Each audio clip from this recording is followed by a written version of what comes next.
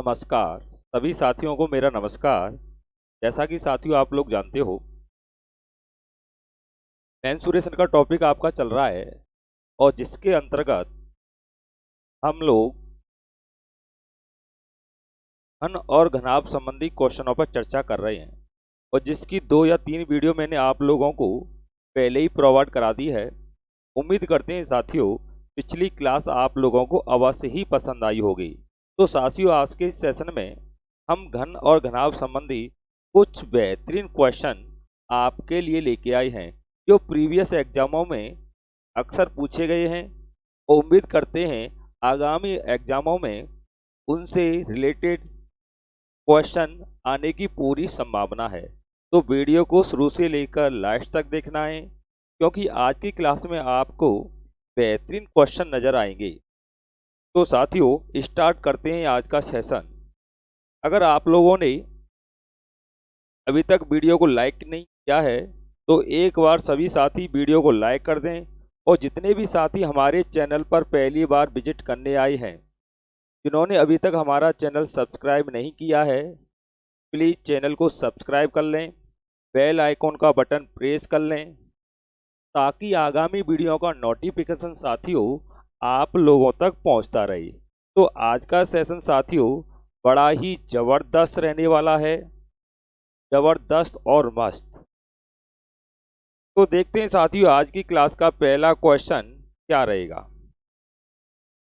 Video को शुरू से लेकर लास्ट तक देखना है साथियों क्योंकि वीडियो की रैंकिंग भी खराब होती है जब आप 10-5 सेकंड देखकर वीडियो को छोड़ देते हो, ठीक है ना। तो थोड़ा मेरी ओर भी ख्याल किया करो, कम से कम 10 या 5 मिनट तो वीडियो देख लिया करो, है ना। अगर आप पूरी वीडियो ना देख सकें, क्योंकि जब आप 10 से 5 सेकंड वीडियो को देखते हो तो इससे वीडियो की रैंकिंग होती है वो काफ़ी डाउन हो जाती है जिससे हमारे चैनल पर दुष्प्रभाव पड़ता है। तो स्टार्ट करते हैं साथियों आज का सेशन। तो आज के सेशन का पहला क्वेश्चन क्या रहेगा देखते हैं।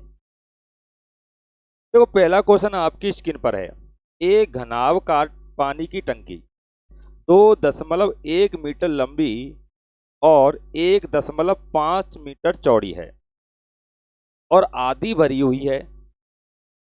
यदि उसमें 630 लीटर पानी और डाला जाए तो जल स्तर बढ़कर कितना हो जाएगा, यानी जल स्तर कितना बढ़ जाएगा।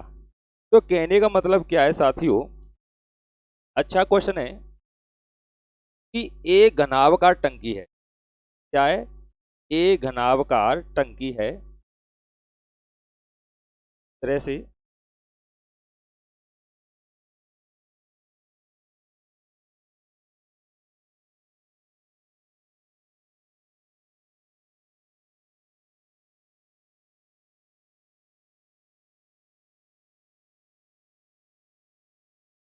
ये घनाभकार कोई टंकी है साथियों, ठीक है ना। और ये पहले से ही कितनी भरी हुई है? आधी भरी हुई है। आधी भरी हुई है साथियों, ये पहले से ही आधी भरी हुई है। और इसकी टंकी की लंबाई दी है साथियों 2.1, यानी यहाँ से लेकर यहाँ तक 2.1, ये तो हो गई लंबाई, ठीक है ना। और साथियों इसकी चौड़ाई दी है 1.5, यानी इसकी जो चौड़ाई है 1.5 है। क्लियर है ना। अब आगे बोला गया है कि ये टंकी पहले से आधी भरी हुई है यदि इसमें 630 लीटर पानी और डाल दिया जाए। तो सपोज करते हैं साथियों इसमें मैं 630 लीटर पानी डाल देता हूँ, ठीक है ना। तो उस पानी का स्तर कितना बढ़ जाएगा। क्लियर हुआ कि नहीं हुआ? क्वेश्चन तो समझ में आ गया होगा। जब इसमें 630 पानी में डालूंगा साथियों तो पूछा है पानी का स्तर कितना बढ़ जाएगा। क्लियर है ना। तो कहने का मतलब साथियों सपोज करते हैं यहाँ तक पहले से टंकी भरी हुई है यहाँ तक, ठीक है ना। और 630 मैंने इसमें डाला और मानते चलते हैं कि ये टंकी यहाँ तक भर गई। कहाँ तक भर गई? यहाँ तक, ठीक है ना।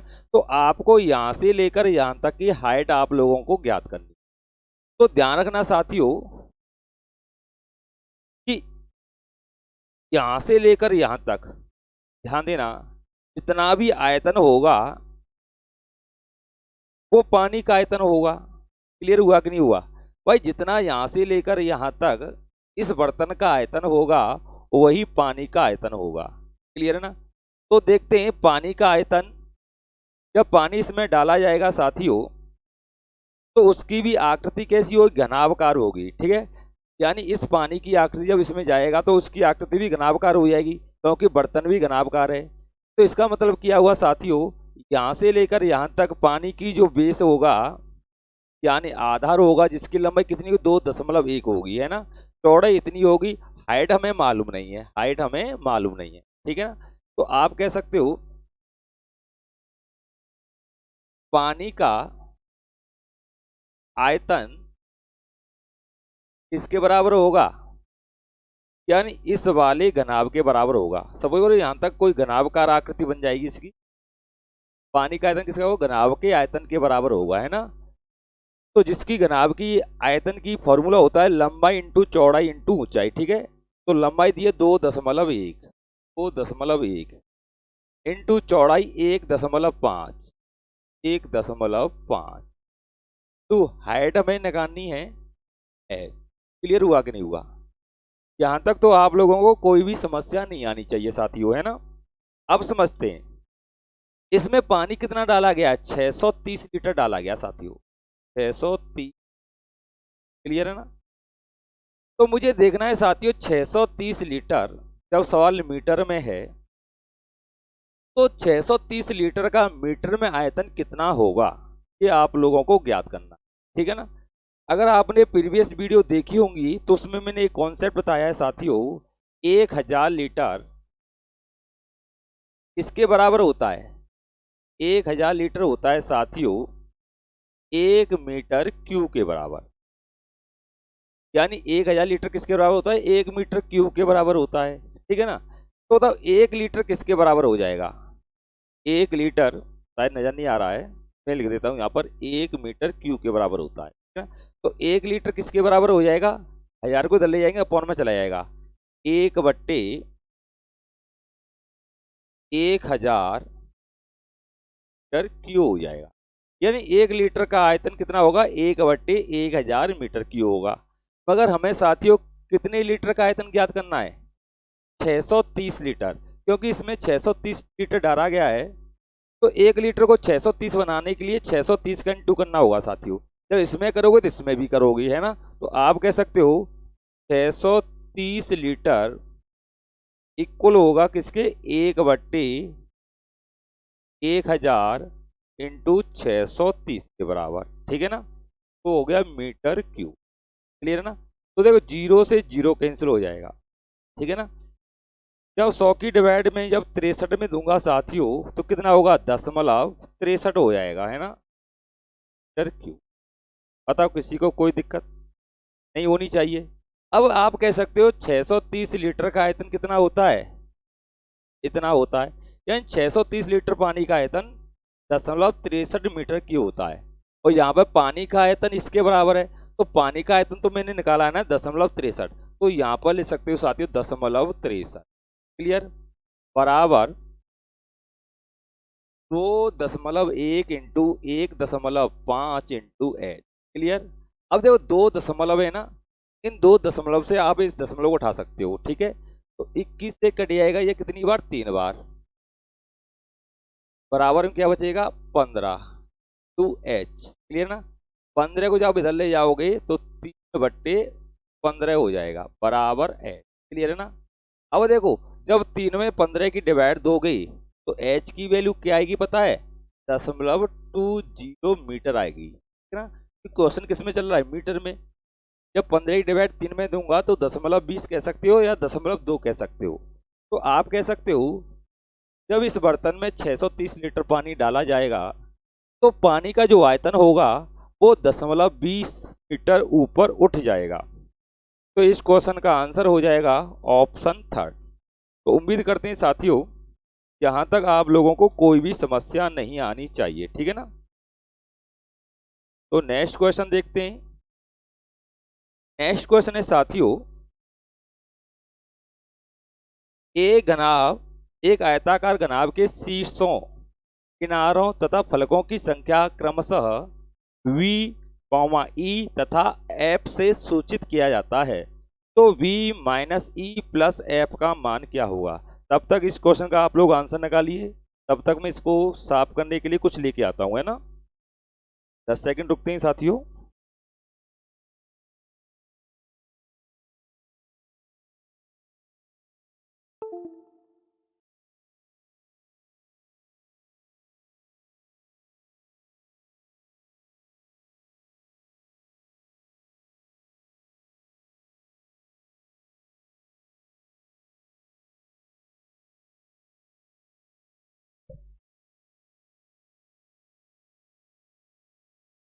हाँ तो देखते हैं साथियों इस क्वेश्चन का आंसर क्या हो जाएगा, है ना। अच्छा क्वेश्चन है, बेहतरीन क्वेश्चन है।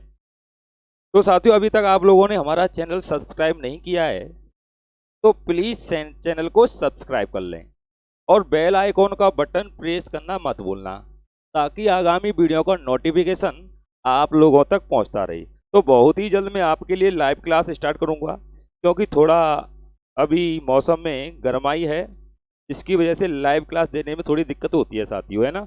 तब तक मैं आप लोगों को ऑफलाइन वीडियो ही प्रोवाइड करता रहूँगा।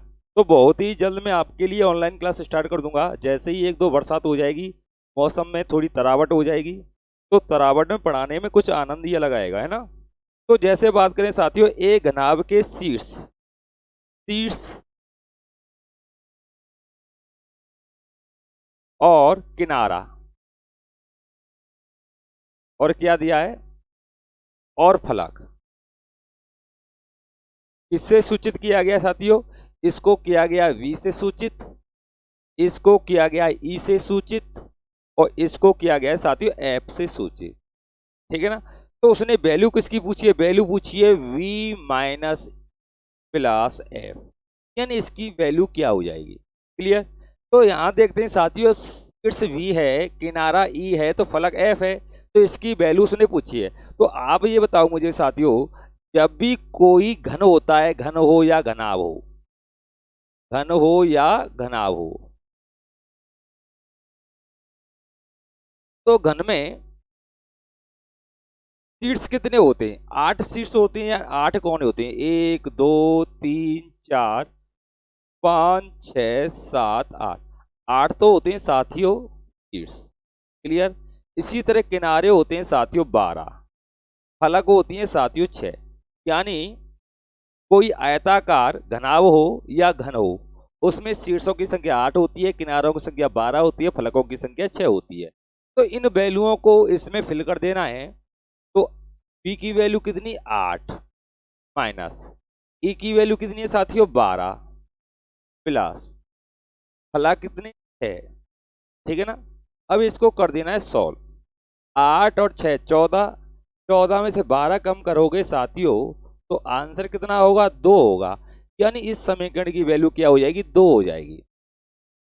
तो इसमें ऑप्शन डी इस क्वेश्चन का आंसर होगा साथियों, है ना। तो उम्मीद करते हैं क्वेश्चन आप लोगों के समझ में आ रहे होंगे। तो इसी तरह अगला क्वेश्चन आपके सामने है। क्वेश्चन क्या है,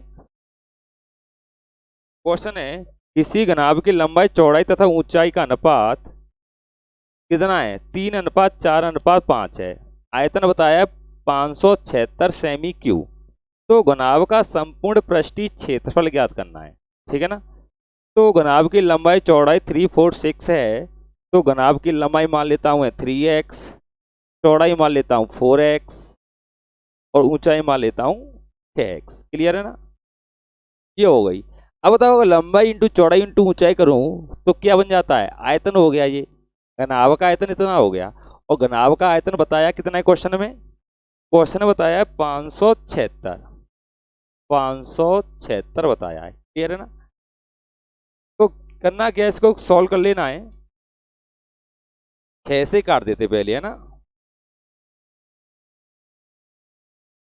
6 नाम 54, बचेगा 3 और 6 यानी 96 कट जाएगा, है ना।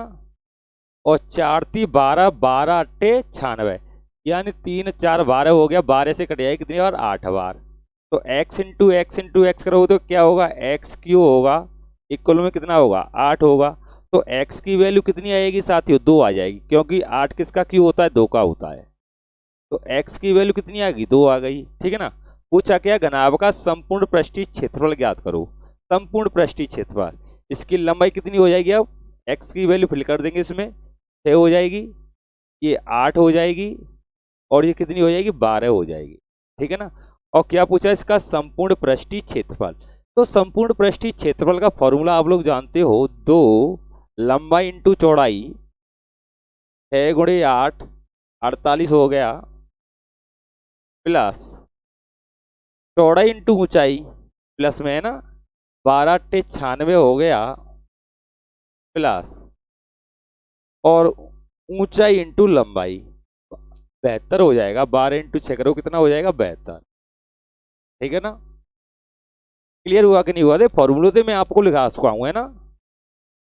तो इसको ऐड कर देना है साथियों, 8 2 10 6 16 हासिल एक आएगी, ठीक है ना।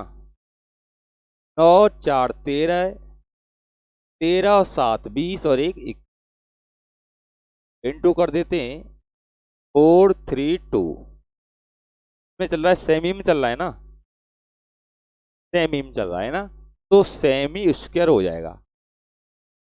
क्लियर हुआ कि नहीं हुआ, यानी 2 से 16 सेमी स्क्वायर। ये कहने का मतलब है, आप लोग पृष्ठीय क्षेत्रफल की बात करें तो पृष्ठीय क्षेत्रफल होता है साथियों, लंबाई इंटू चौड़ाई, चौड़ाई इंटू ऊंचाई, और ऊंचाई इंटू लंबाई, ये होता है। तो इन वैल्यूओं को इसमें फिल कर देंगे, एल बी 6 8 8 से 48 हो जाएगा। इसी तरह बी एच, बी ये हो गया, एच ये हो गया, 12 8 96 हो जाएगा। तो इस तरह से बड़े आसानी से इस क्वेश्चन को आप लोग बना सकते हो। तो नेक्स्ट क्वेश्चन देखते हैं। ये तो क्वेश्चन हो चुका है ना।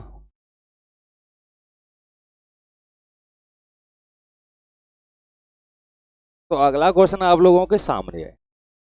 क्वेश्चन क्या है, किसी घनाभ की लंबाई तथा चौड़ाई का अनुपात 5:3 तथा ऊंचाई 6 सेंटीमीटर है। यदि घनाभ का संपूर्ण पृष्ठीय क्षेत्रफल 568 सेमी स्क्वायर है तो लंबाई डेसीमीटर में ज्ञात करो। डेसीमीटर में लंबाई ज्ञात करनी। अच्छा क्वेश्चन है साथियों, तो समझते हैं। इसका संपूर्ण पृष्ठीय क्षेत्रफल दिया है, ठीक है ना। तो संपूर्ण पृष्ठीय क्षेत्रफल कितना दिया है, 558, यानी संपूर्ण पृष्ठीय क्षेत्रफल 558 दिया है, ठीक है ना। और इसकी लंबाई चौड़ाई का रेशियो दिया है साथियों, लंबाई और चौड़ाई का रेशियो 5:3 का दिया है ना। तो मानते हैं लंबाई मान लेते हैं 5x, चौड़ाई मान लेते हैं 3x, ठीक है ना। और ऊंचाई तो आपको मालूम है, ये तो हो गई लंबाई l, ये हो गई चौड़ाई, और क्या दिया है, 6 दिया है इसकी ऊंचाई, ये हो गया, ठीक है ना। तो संपूर्ण पृष्ठीय क्षेत्रफल आप लोग जानते हो क्या होता है, 2 लंबाई इंटू चौड़ाई, तो लंबाई इंटू चौड़ाई हो गया ना। तो 15x स्क्वायर हो जाएगा, कितना होगा, 15x स्क्वायर, प्लस फिर आगे क्या होता है, चौड़ाई इंटू ऊंचाई होता है कि नहीं होता है, 18x हो जाएगा, प्लस फिर क्या होता है, ऊंचाई इंटू लंबाई होता है, कितना होगा, 30x हो जाएगा, बराबर 558, ठीक है ना। यहां तक क्लियर हुआ कि नहीं हुआ, हो जाना चाहिए, ठीक है ना। अब देखते हैं साथियों, 2 इसको काट देगा, ये हो गया 15x स्क्वायर प्लस 48x बराबर 2 से कट गया, कितनी बार ये, 279 बार, ठीक है ना।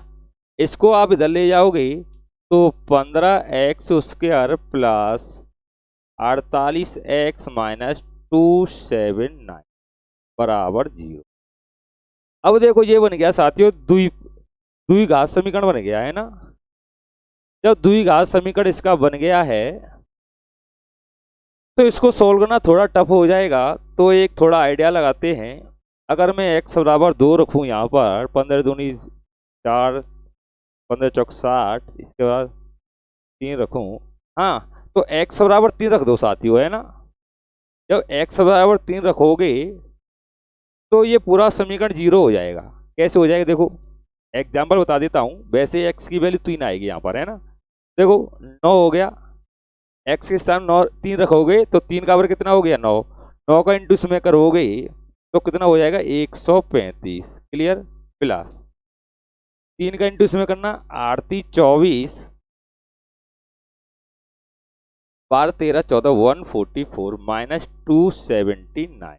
ठीक है, 5 और 4 9, दिखाई दे रहा है ना, दे रहा है अभी तो। 9 कितना हो गया 7, कितना हो गया 2, माइनस 279। प्लस माइनस का कट जाएगा, यानी x की वैल्यू 3 रखने पर समीकरण क्या हो जाता है, संतुष्ट हो जाता है, 0 हो जाता है। तो आप कह सकते हो साथियों x की वैल्यू क्या आएगी, 3 आएगी। जब 3x की वैल्यू है तो इसकी लंबाई कितनी हो गई, 5x थी ना हमारी, 15 हो जाएगी। लंबाई कितनी हो जाएगी 15। सवाल किस में चल रहा है, मीटर में चल रहा है साथियों, सॉरी सेमी में चल रहा है। कितने में चल रहा है, सेमी में।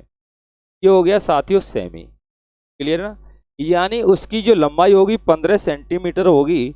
अगर क्वेश्चन पूछा क्या है, क्वेश्चन बोल रहा है कि डेसीमीटर में बताओ। अब देखो जब भी आपको सेंटीमीटर को डेसीमीटर बनाना है, क्या बनाना है, डेसीमीटर, तो 10 की डिवाइड दे देंगे तो डेसीमीटर बन जाएगा। तो क्या होगा 1.5 डेसीमीटर।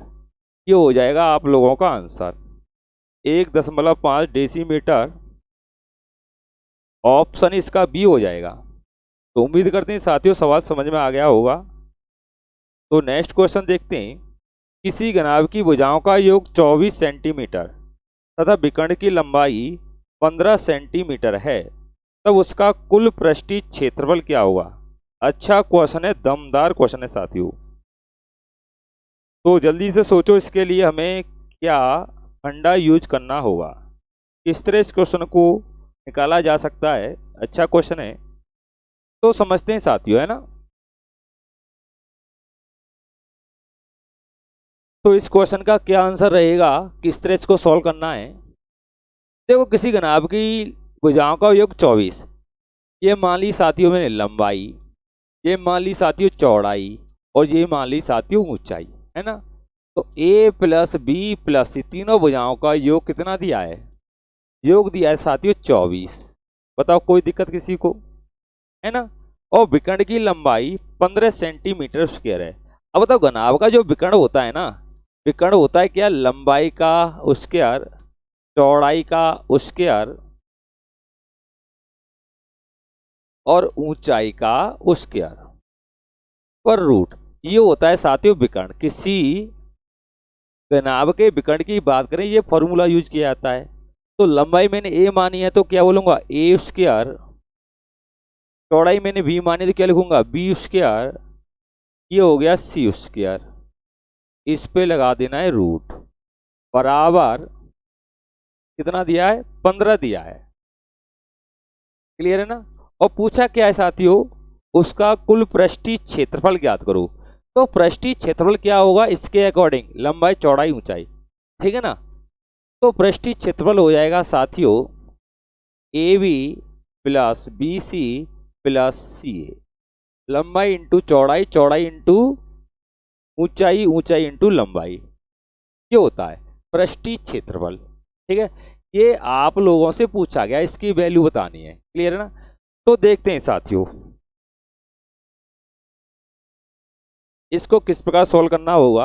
एक चीज बताओ, अगर मैं इस समीकरण की बात करें, अगर मैं दोनों ओर वर्ग कर दूं, क्या कर दूं, वर्ग कर दूं, तो स्थिति हमारी क्या होगी, A square plus B square plus C square बराबर 225 होगी। होगी कि नहीं होगी, ठीक है ना।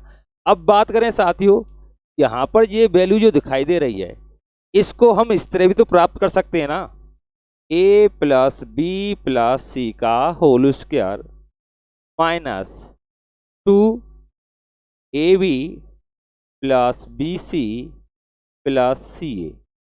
बताओ, जब आप इसको सॉल्व करोगे, यानी जब यहाँ से लेकर यहाँ तक सॉल्व करोगे ना आप, तो आपको यही मिलेगा।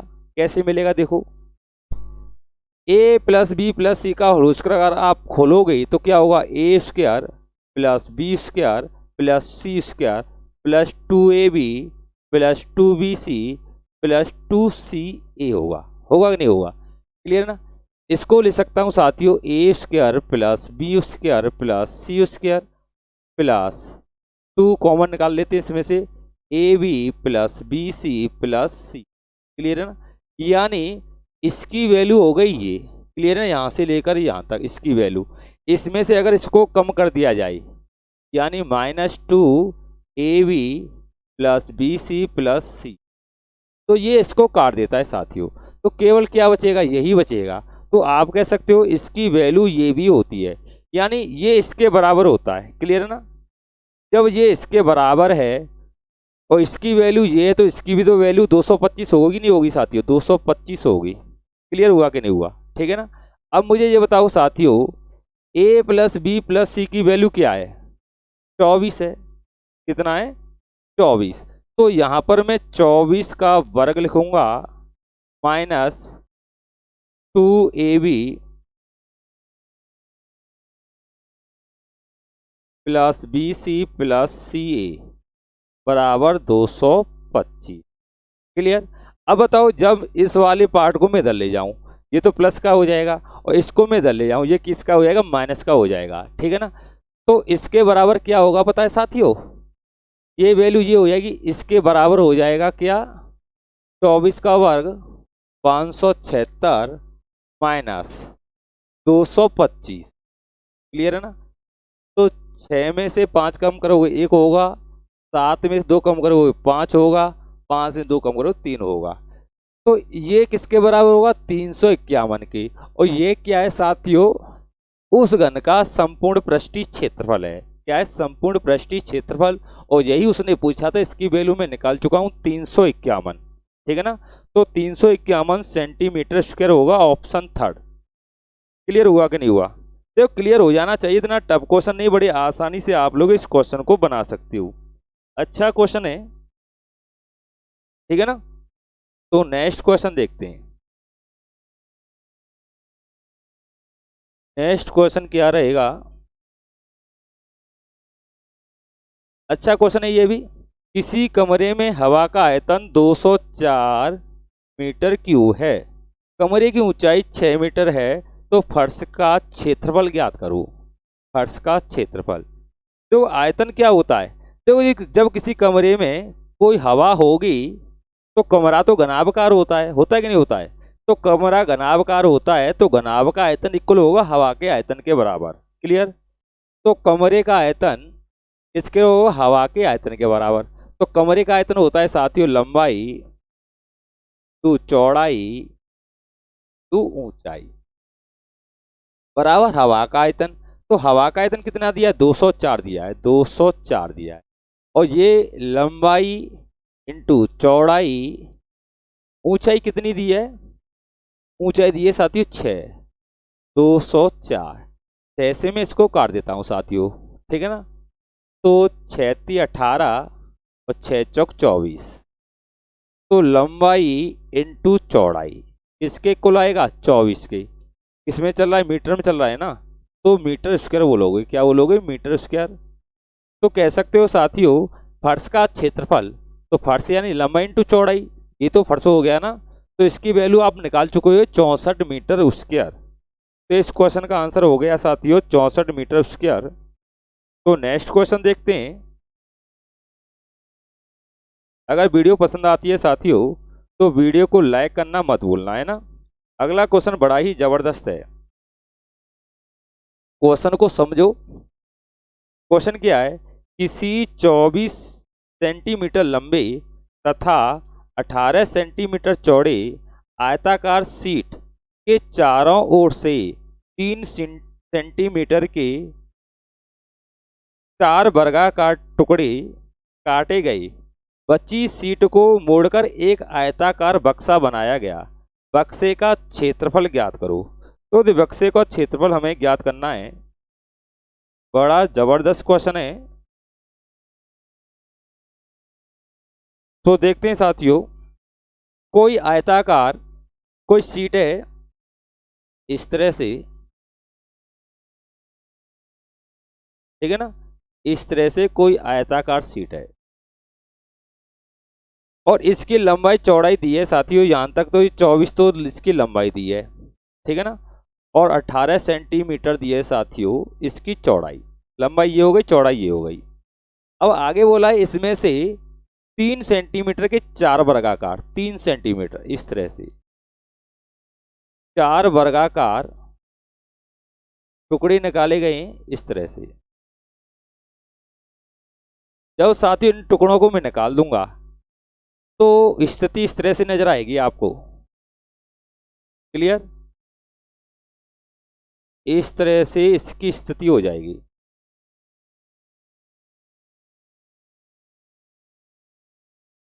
बताओ किसी को कोई दिक्कत?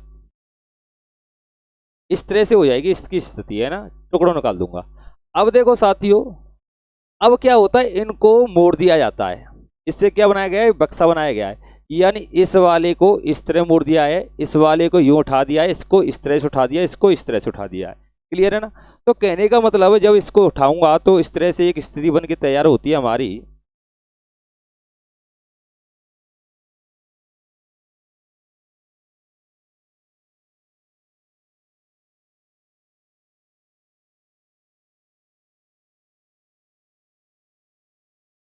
चलो यार कोई बात नहीं।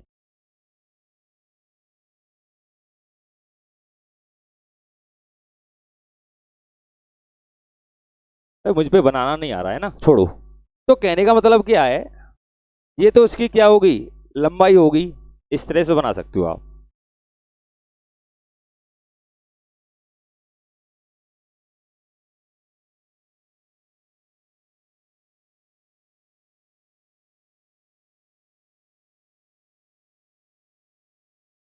इस तरह बक्सा हो जाएगा साथियों, ठीक है ना।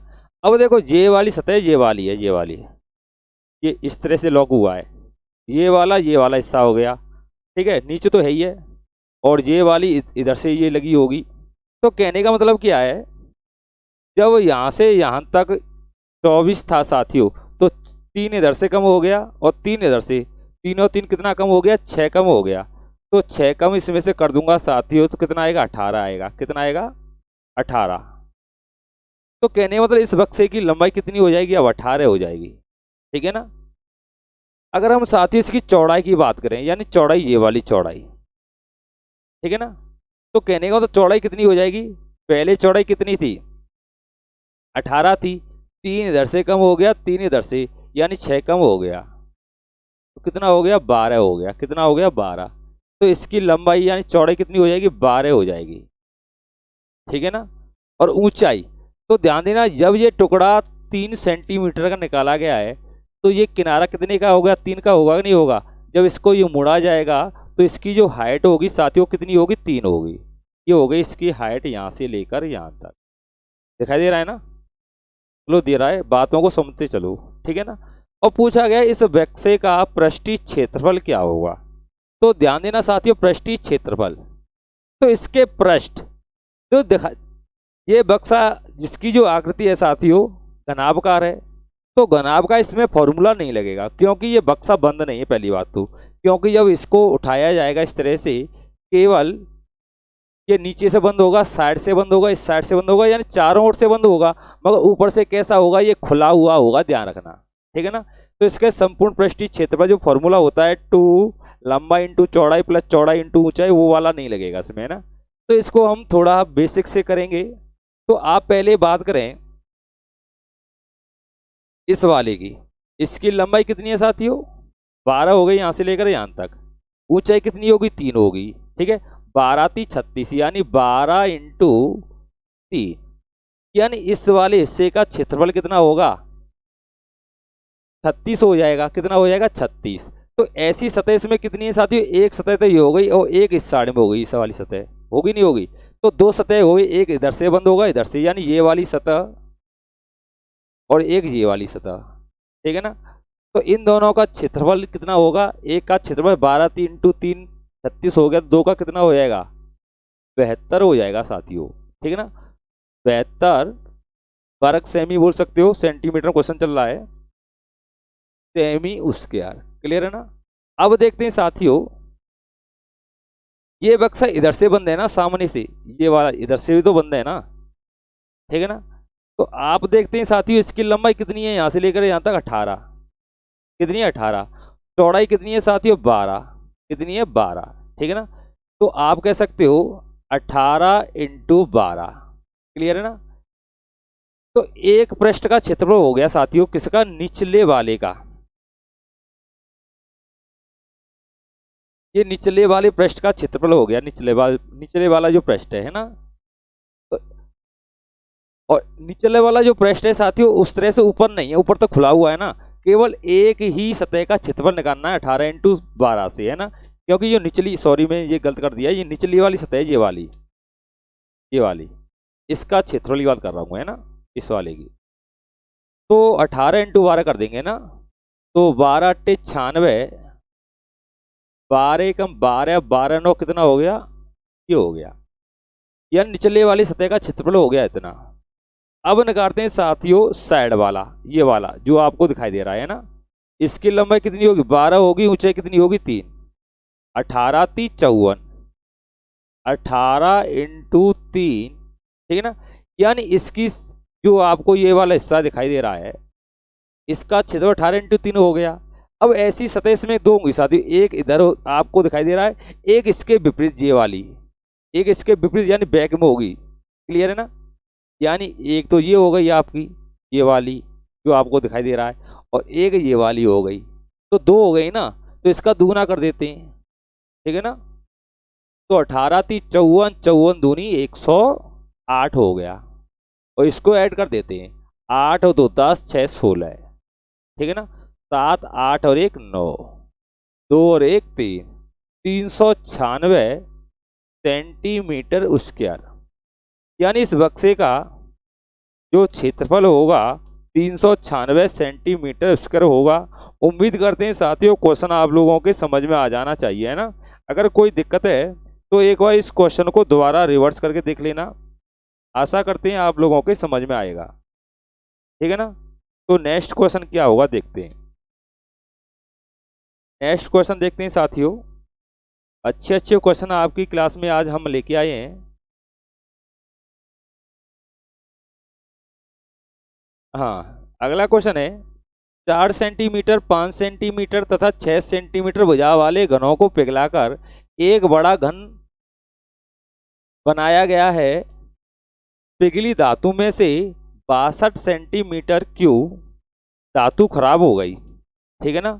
तो नए घन का पृष्ठीय क्षेत्रफल क्या होगा? देखो 4 सेंटीमीटर, 5 और 6, यानी 4 5 और 6, इतनी सेंटीमीटर के 3 घन है जिनको पिघलाया गया है, ठीक है ना। तो पहले मैं देखता हूं, जब पहले घन का भुजा 4 है तो इसका आयतन क्या होगा?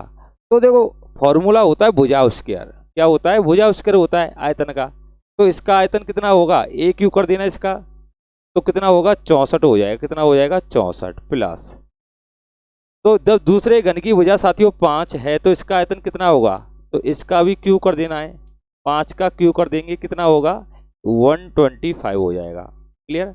इसी तरह तीसरे घन का आयतन भी निकाल देना है, कितना होगा? 216 हो जाएगा। क्लियर है ना। तो आप कह सकते हो कि तीनों को पिघलाकर जो मटेरियल इकट्ठा हुआ उसका आयतन कितना होगा पता है? 6 5 9 सॉरी 6 5 11, 11 और 4 15, 15 की 5 बचेगा 1, 1 2 3 हो गया, 3 और 1 4 और 6 10 हो गया, बचेगा कितना? 4, 4 2 6 1 7, 705 हो गया। क्या क्या क्या क्या गलत हो गया क्या? गलत जोड़ दिया मैंने। 5 4 9, 9 और 6 कितना हो गया? 15 हो गया, 15 की 5 हासिल 1, ठीक है। 6 7 8 और 1 9 और 1 10, बचेगा 1, 2 3 और 1 4, हाँ 405 हो जाएगा ये। यानी इतना सेंटीमीटर क्यूब तीनों घनों को मिलाकर जो मटेरियल हुआ इकट्ठा हुआ है उसका आयतन इतना है। क्लियर ना। अब क्वेश्चन क्या बोल रहा है, इस आयतन में से 62 सेमी स्क्वायर धातु खराब हो गई। जब इसमें से 62 में कम कर दूंगा साथियों तो कितना बचेगा, 3 बचेगा, 4 बचेगा, 3 बचेगा। ठीक है, सेंटीमीटर क्यूब। यानी बची सामग्री का आयतन इतना हो जाएगा। बची सामग्री का आयतन कितना होगा, 343 होगा। क्लियर ना। तो पूछा गया नए घने का पृष्ठीय क्षेत्रफल ज्ञात करो। तो जो नया घन है साथियों उसका पृष्ठीय क्षेत्रफल ज्ञात करना है। तो कहने का मतलब क्या है, इसी सामग्री से क्या बनाया गया है, घन बनाया गया है। इसी सामग्री से क्या बनाया गया है, घन बनाया गया है। ठीक है, और जितना आयतन उस नए घन का होगा उतना आयतन इसका होगा। कहने का जितना आयतन ये है ना उतना आयतन नए घन का होगा। तो नए घन का आयतन किसके बराबर होगा, वो होगा साथियों इसके बराबर 343 की। ठीक है ना। तो ए क्यू, ये किसका क्यू होता है साथियों, 7 का होता है। होता है कि नहीं होता है। तो आप कह सकते हो इस तरह 343 ये हो जाएगा। ए क्यू बराबर ये, तो ए की वैल्यू ये हो जाएगी। तो ए बराबर किसके आएगा, 7 के। तो आप कह सकते हो जो नया घन है उसकी भुजा की पैमाइश जो होगी वो होगी 7 सेंटीमीटर। क्लियर है।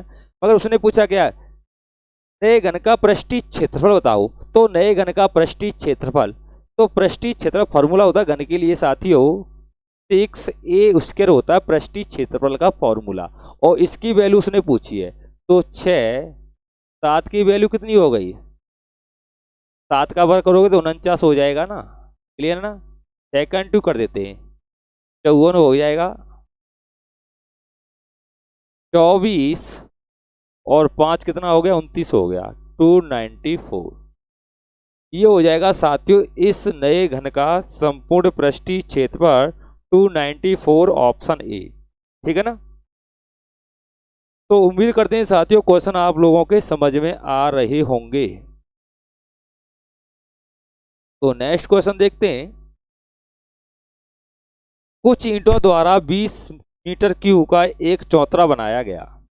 यदि एक ईंट की लंबाई 25 सेंटीमीटर, चौड़ाई 12.5 सेंटीमीटर तथा ऊंचाई 8 सेंटीमीटर है तो चौतरे में प्रयुक्त ईंटों की संख्या क्या होगी। ठीक है, यानी चौतरे में कितनी ईंटें लगी। क्लियर है ना। तो आप कह सकते हो जब भी इस तरह का क्वेश्चन आएगा ईंटों की संख्या निकालने के लिए, क्योंकि संख्या अगर आपको निकालनी है ना, चाहे कोई दीवार बनी हो ईंटों के द्वारा या कोई चौतरा बनाया गया हो। ठीक है ना। तो आपको क्या करना, चौतरे का आयतन यानी क्या है, चबूतरे का, चबूतरा का आयतन में आपको एक ईंट की आयतन से डिवाइड दे देनी है साथियों। ठीक है ना। एक ईंट की आयतन की क्या दे देनी है, डिवाइड देनी है। तो इससे क्या ईंटों की संख्या हमारी निकल आएगी। तो आयतन कितना दिया है साथियों, 20 metre cube. 20 metre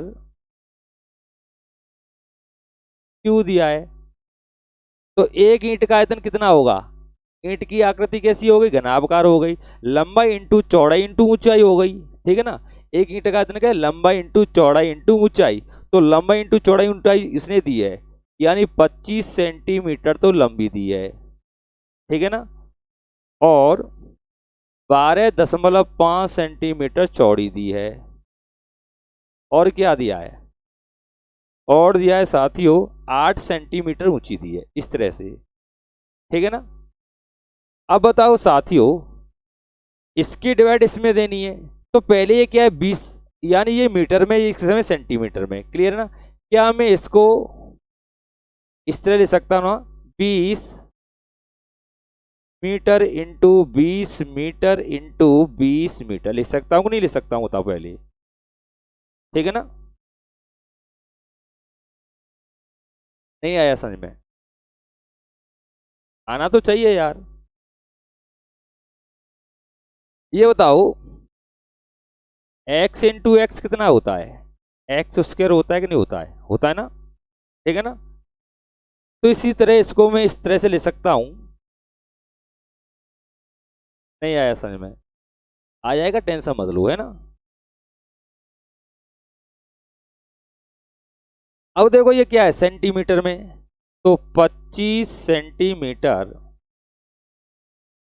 into 25 centimetre into 25 centimetre, ठीक है ना। अब आपको करना क्या है, सॉल्व करना है। थोड़ा मैं कंफ्यूज हो गया थोड़ा। इसको इस तरह से नहीं लिखना है साथियों, इसको लिखना है इस तरह से, 20 मीटर इंटू मीटर इस तरह से, ठीक है ना। जब मीटर इंटू मीटर करोगे तो मीटर क्यों हो जाएगा, ठीक है ना। ये कितना है 25 सेंटीमीटर और 12.5 सेंटीमीटर और 8 सेंटीमीटर, क्लियर है ना। अब तो ये तो सेंटीमीटर में, ये किस में मीटर में, ये मीटर ये मीटर ये मीटर, तो इसको भी मैं सेंटीमीटर बना रहा हूँ। क्या बना रहा हूँ, सेंटीमीटर। तो 1 मीटर को होता है किसके, 100 सेंटीमीटर के, 100। तो यहाँ भी मैं क्या लिखूंगा, 100 लिखूंगा, और यहाँ भी क्या लिखूंगा साथियों, में 100 लिखूंगा, है ना। इस तरह से मीटर के स्थान पे मैंने 100 लिख दिया। तो 25 से कटेगा कितनी बार, 4 बार, ठीक है ना। 4 से ये कटेगा कितनी बार, 2 बार, ठीक है। क्लियर हुआ कि नहीं हुआ? अब देखो दशमलव उठाओगे ऊपर एक जीरो लग जाएगी इस तरह से, एक ऊपर एक जीरो बढ़ा देते हैं, ठीक है ना। 2 से कटेगा कितनी बार, 5 बार। 25 से 4 बार, 25 चौक 100 और 25 पंजे 125, क्लियर है ना। 5 से ये 5 कट जाएगा, दिखा दे रहा है कि नहीं दे रहा, दे रहा है ना। तो बचा क्या, यहाँ पे बचा साथियों 20 बचा, और क्या बचा, और 100 बचा केवल।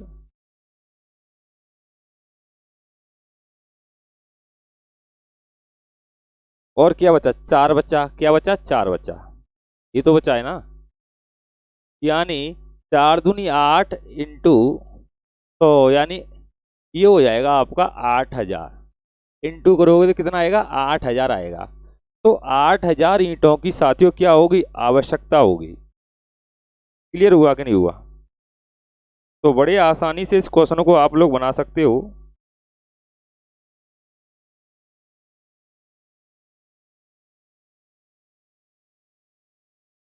देखो थोड़ा गर्मी का माहौल कुछ ज़्यादा है साथियों, तो थोड़ा दिमाग भी फिसल जाता है। तो नेक्स्ट क्वेश्चन देखते हैं, नेक्स्ट क्वेश्चन क्या रहेगा।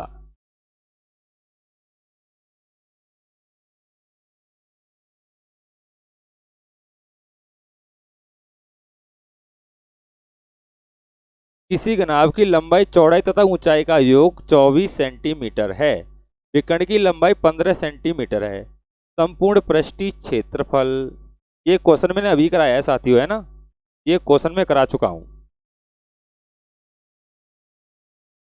किसी घनाभ की क्रमागत भुजाएं 1 सेंटीमीटर 2 सेंटीमीटर हैं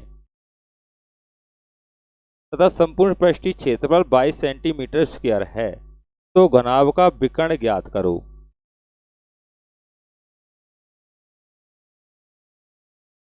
तो देखते हैं साथियों, घनाभ के विकर्ण की बात कर रहा है ना।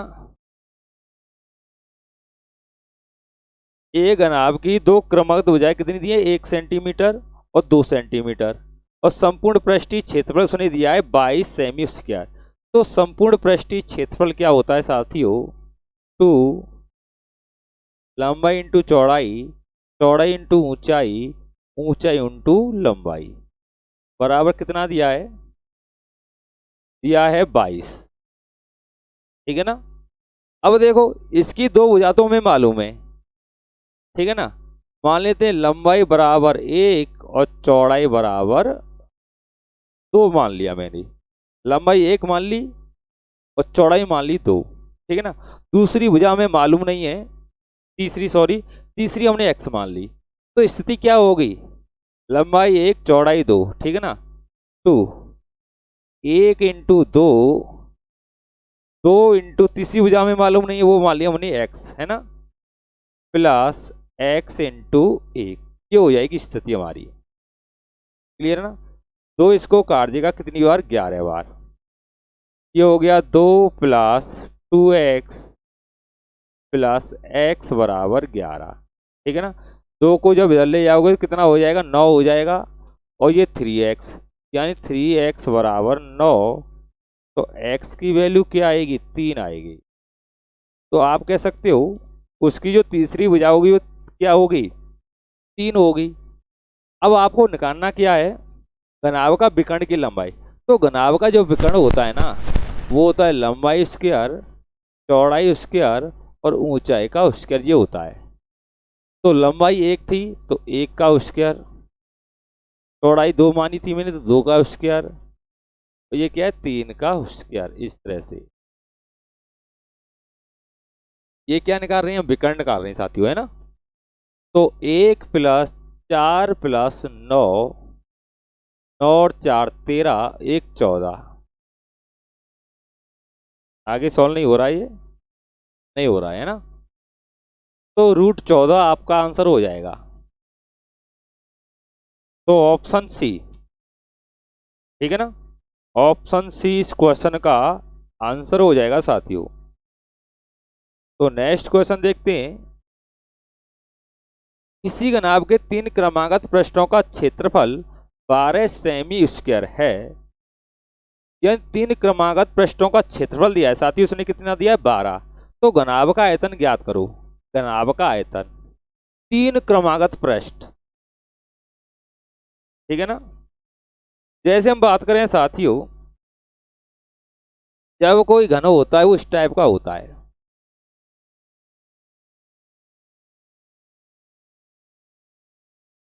चलो कोई बात नहीं है ना, इस तरह का होता है, घनाभ होता है हमारा, है ना।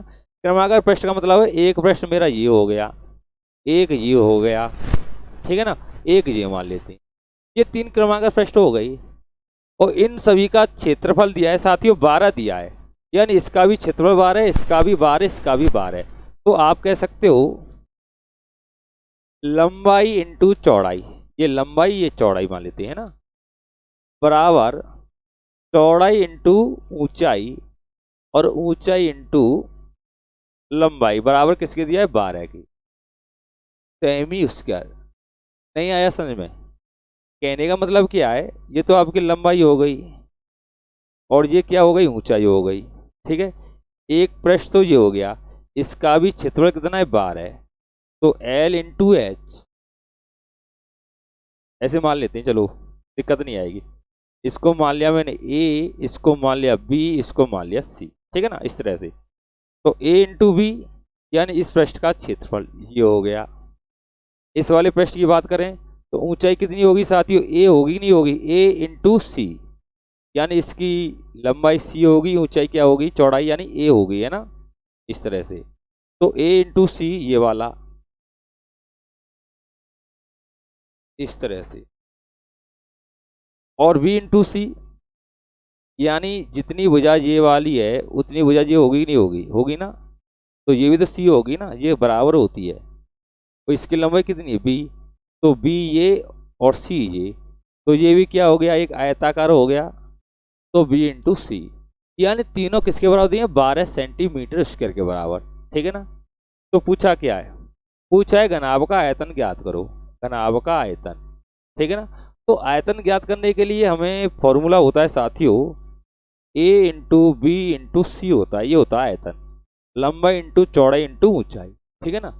अगर बताओ साथी, अगर मैं तीनों का इंटू कर दूं, यानी A B into B C into C A कर दूं, तो यहाँ पर मुझे 12 गुणे 12 गुणे 12 लिखना होगा, ठीक है। जब इंटू करूंगा साथियों तो ए स्क्वायर हो जाएगा, A into A square, B into B square हो जाएगा, और सी इंटू सी कितना होगा, सी स्क्वायर हो जाएगा, बराबर 12 गुणे 12 गुणे 12, ठीक है ना।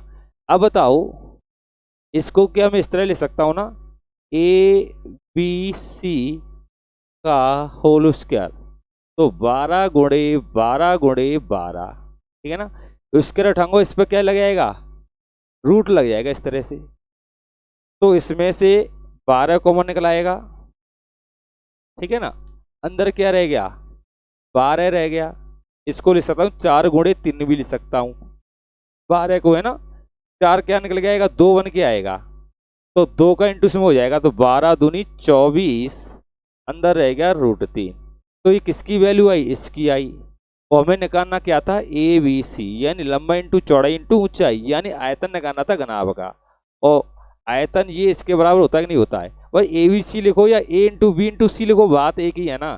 तो आयतन तो मैं निकाल चुका हूं ना, 24√3, 24√3 ऑप्शन डी हो जाएगा साथियों। क्लियर है ना। तो आज की क्लास में साथियों इतना ही है। काफ़ी क्वेश्चन हमने आज आप लोगों के सामने डिस्कस किए हैं, तो उम्मीद करते हैं साथियों आज की क्लास आप लोगों को अवश्य ही पसंद आई होगी। तो साथियों अगर वीडियो पसंद आती है तो वीडियो को लाइक करना मत भूलना, और जितना हो सके साथियों वीडियो को ज़्यादा से ज़्यादा शेयर करना। अगर आप लोगों ने हमारा चैनल अभी तक सब्सक्राइब नहीं किया है तो साथियों चैनल को सब्सक्राइब कर लें, ताकि